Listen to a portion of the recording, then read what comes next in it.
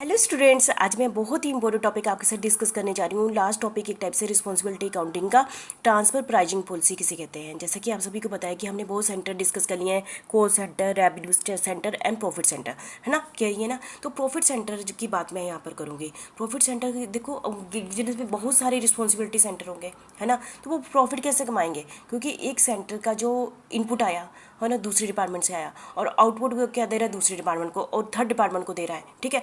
तो यदि वो जिस कोस्ट पर आया है ना, उसी कोस्ट पर उस पर काम करता है, फिर आगे डिपार्टमेंट को दे देता है, तो वहाँ पर तो ट्रांसफर करता है ना, तो वहाँ पर तो प्रॉफिट का कंसेप्ट ही नहीं है ना।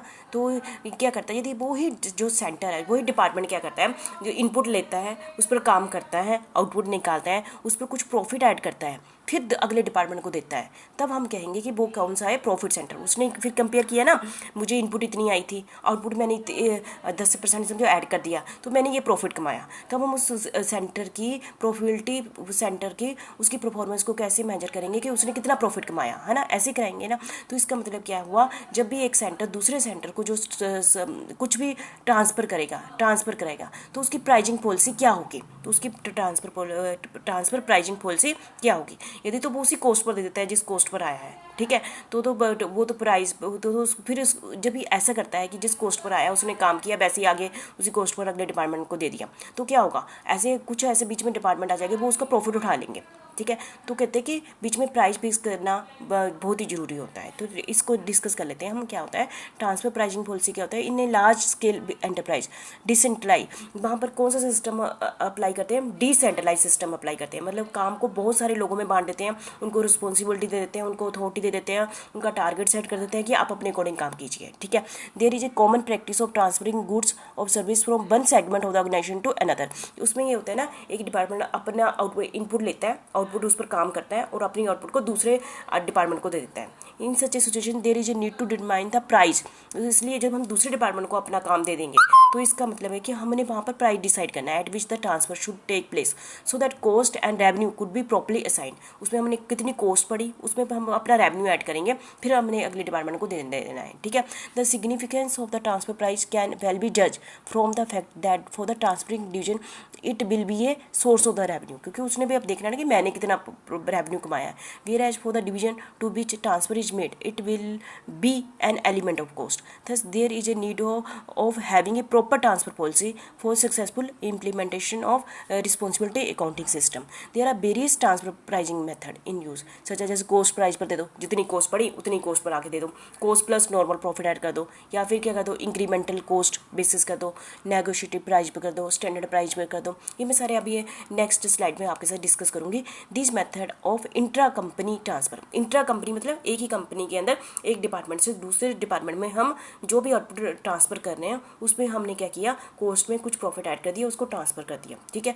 Has been discuss in detail. मैं आगे करती हूँ आपके साथ।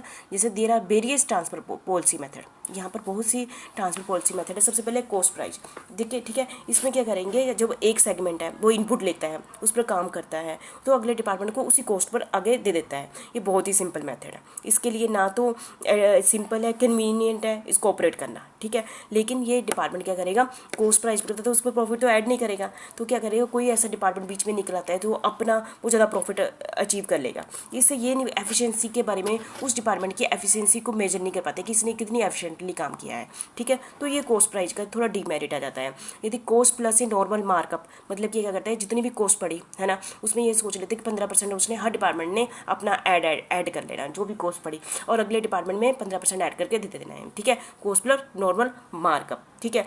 तो इससे दोनों जो होता है कि इससे पता चलेगा कि उसने कितना प्रॉफिट कमाया है, ठीक है। तो मेरिट क्या हो जाती है इसमें, ये बहुत ही सिंपल एंड कन्वीनियंट है, पता है कि 15% हमने कमाना है, क्या माना है। लेकिन this method is also not a appropriate method for profit centre analysis. कहते प्रॉफिट सेंटर एनालिसिस के लिए अप्रोप्रिएट मेथड नहीं है, as an inefficiencies of one department along with their cost are transfer to another department. जैसे inefficiency एक department से दूसरे department में क्या होती है, ट्रांसफर हो जाती है। दूसरा इंक्रीमेंटल कॉस्ट, इंक्रीमेंटल कॉस्ट दो ढंग से लेते हैं, एक तो कॉस्ट के बेस पर, एक तो मार्केट के बेस पर। इंक्रीमेंटल कॉस्ट मतलब हर डिपार्टमेंट में जैसे क्या किया, उसकी वेरिएबल कॉस्ट और फिक्स कॉस्ट को ऐड किया उसने अपने डिपार्टमेंट के, उसको कॉस्ट के ऐड किया और उसको अगले डिपार्टमेंट को उस कॉस्ट पर दे दिया, ठीक है। तो इसके बीच में सारे डीमेरिट वैसे ही आ गए जैसे कि कॉस्ट प्राइस किया है, ठीक है। दूसरा इंक्रीमेंटल कॉस्ट में क्या है, अपनी प्रोडक्ट का उस डिपार्टमेंट के कि ऐसे प्रोडक्ट मार्केट में किस रेट पर मिलता है, उस कॉस्ट पर अगले डिपार्टमेंट को बेच दिया, तो एक टाइप से मार्केट प्राइस हो गया, ठीक है, जो हम आगे डिस्कस करेंगे, ठीक है। तो इसके अंदर दो टाइप से आ जाती है इंक्रीमेंटल कॉस्ट, ठीक है। तो ये आ जाता है।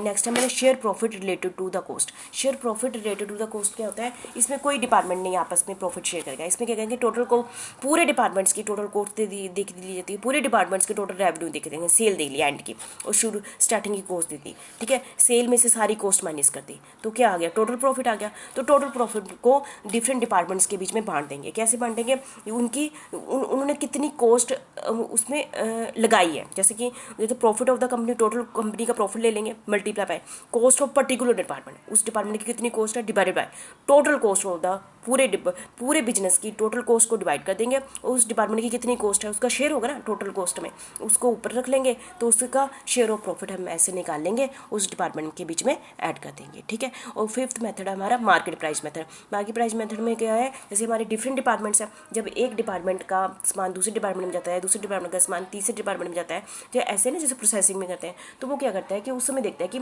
जब मैंने दूसरे डिपार्टमेंट को अपना सामान देना है, कुछ भी देना है, तो उसका उस समय मार्केट प्राइस क्या है, उस रेट पर वो दूसरे डिपार्टमेंट को चार्ज करता है। तो दूसरे डिपार्टमेंट में देता है, उस पर काम कुम करता है, फिर देखते हैं कि इसका मार्केट में क्या प्राइस है, ठीक है। जैसे उसको 100 रुपये की चीज़ पड़ेगी, देखो मार्केट में 150 है, तो दूसरे डिपार्टमेंट से थर्ड डिपार्टमेंट को वो 150 की देगा।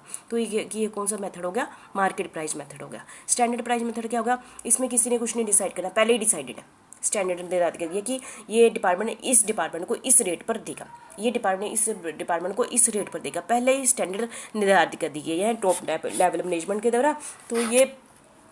तो मतलब कि ये वाला आ जाता है, ठीक है। नेगोशिएटेड प्राइस क्या होता है, जिसमें एक डिपार्टमेंट दूसरे डिपार्टमेंट को जिस प्राइस पर देगा, दोनों आपस में मिलकर डिसाइड कर लेते हैं, उसको हम कहते हैं नेगोशिएटेड प्राइस कहते हैं। जिसमें जैसे ए डिपार्टमेंट ने बी डिपार्टमेंट को देना है ना अपनी आउटपुट को, है ना, बी डिपार्टमेंट के लिए उसकी क्या बन गई, इनपुट बन गई, तो आपस में डिसाइड करके इस प्राइस पर ले लेते हैं, ठीक है। इस टाइप के प्राइस को हम क्या कहते हैं, नेगोशिएटेड प्राइस कहते हैं। This method could be use only when both of the buying as well as the transferring division have alternative choice, जब उनके पास अल्टरनेटिव चॉइस हो, ठीक है, तब ये वाला मेथड यूज़ किया जाता है। नेक्स्ट है हमारा ड्यूल और two way price. Two way price क्या होता है, the transferring division is allowed to give credit at one price whereas buying division is charge at different price, ठीक है। It enable better evaluation the profit centre, इससे हम जब better evaluation कर सकते हैं और conflict them on the account transfer price, ठीक है। तो ये हमारा था कि हम जब एक डिपार्टमेंट दूसरे डिपार्टमेंट को किस रेट पर सामान देती है, अपनी आउटपुट देती है, जब एक डिपार्टमेंट दूसरे डिपार्टमेंट को जो आउटपुट देती है, दूसरे डिपार्टमेंट के लिए क्या बन जाती है, वो इनपुट बन जाती है, वो किस कॉस्ट पर लेता है पिछले डिपार्टमेंट से, उसकी कॉस्ट बन जाती है, उसके क्या बन जाता है, प्राइस बन जाता है।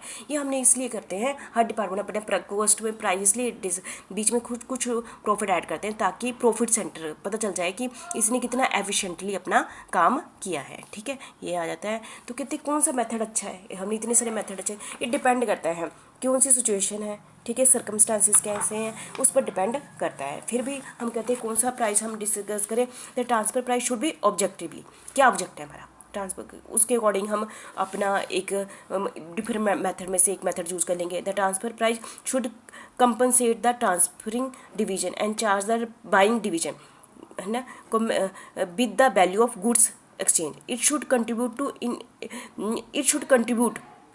क्या कंट्रीब्यूट करता है, between goal of the division and goal of the organisation. It should provide for profit centre evaluation. It should maximise the effort towards achievement of organisation goal, ठीक है। तो मतलब कहने का मतलब है कि हमने कौन सा जो हमें सूट करता है, जो हमारी सर्कमस्टेंसेस को सूट करता है, वो हम प्राइस ले लेंगे डिफरेंट मेथड में से। ये था हमारा ट्रांसफर प्राइस पॉलिसी, ठीक है। Thank you.